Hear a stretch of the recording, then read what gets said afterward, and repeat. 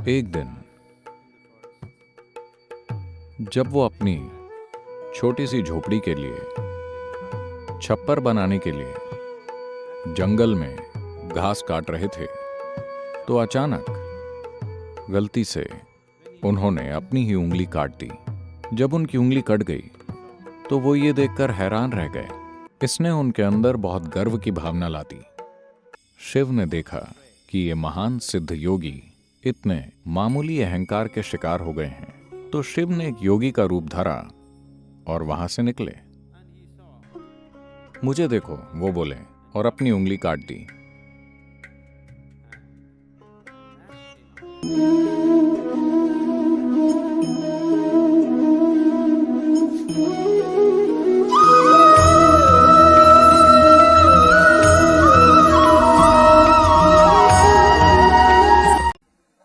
There was a certain yogi.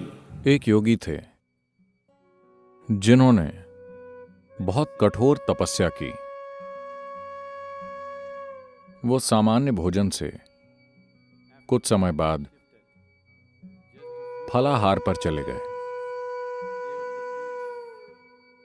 और फिर फल भी छोड़कर सिर्फ पत्तों और जड़ों के आहार पर चले गए और बहुत पवित्र जीवन जीने लगे। एक दिन जब वो अपनी छोटी सी झोपड़ी के लिए छप्पर बनाने के लिए जंगल में घास काट रहे थे, तो अचानक गलती से उन्होंने अपनी ही उंगली काट दी। जब उनकी उंगली कट गई तो वो ये देखकर हैरान रह गए कि उनकी कटी हुई उंगली से खून निकलने की बजाय एक पौधे या फूल का रस निकल रहा है। फिर उन्होंने बहुत संतुष्टि महसूस की कि उनकी तपस्या, उनकी साधना ने उन्हें इतना पवित्र बना दिया है कि उनके अंदर से खून निकलने की बजाय पौधे का रस निकल रहा है। इसने उनके अंदर बहुत गर्व की भावना ला दी। And this vanity took over and he started thinking, I am the purest of the yogis. और ये घमंड उनके अंदर आ गया और वो सोचने लगे, मैं योगियों में सबसे पवित्र हूं, क्योंकि वो एक सब्जी में बदल गए थे। शिव ने देखा कि ये महान सिद्ध योगी इतने मामूली अहंकार के शिकार हो गए हैं, तो शिव ने एक योगी का रूप धरा और वहां से निकले। उन्होंने योगी के चेहरे पर संतुष्टि की एक बड़ी सी मुस्कान देखकर पूछा, आप इतना मुस्कुरा क्यों रहे हैं? आप किस चीज को लेकर खुद से इतने संतुष्ट हैं? योगी ने कहा, आप नहीं जानते, यह खबर हर जगह फैल चुकी है कि मैं दुनिया का सबसे पवित्र योगी हूं, क्योंकि मेरी उंगली देखिए, मुझसे अब खून नहीं बहता। मेरे अंदर से पौधे या फूल या फल का रस निकलता है। मैं बहुत पवित्र हो गया हूं, क्या आप नहीं जानते? तो शिव बोले, जानवर पत्ते और जड़ खाते हैं जिनसे उनका खून और मांस बनता है। वो सब जलाए जाने पर राख में बदल जाता है।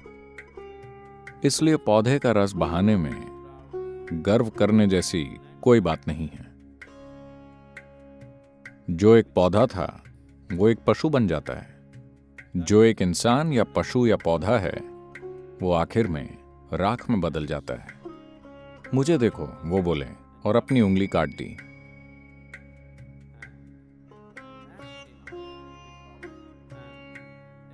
उनके शरीर से राख निकलने लगी। उनके शरीर के रोम रोम से ये राख निकलने लगी। इससे ये पता चलता है कि शिव एक योगी, एक सच्चा योगी, अपना जीवन जीते हुए लगातार मृत्यु को भी जीता है, जो लगातार अपने अस्तित्व की नश्वरता के प्रति जागरूक है, जो हर समय ये जानता है कि उसके शरीर का हाड़ मांस धरती की राख है। सिर्फ वही वास्तव में पवित्र है। यही वजह है कि शिव के शरीर पर हमेशा राख दिखाई जाती है। उन्होंने अपने ऊपर राख नहीं लगाई थी, उनके शरीर के हर रोम से राख बाहर आती थी, जो उनके परम विरागी होने का प्रतीक थी।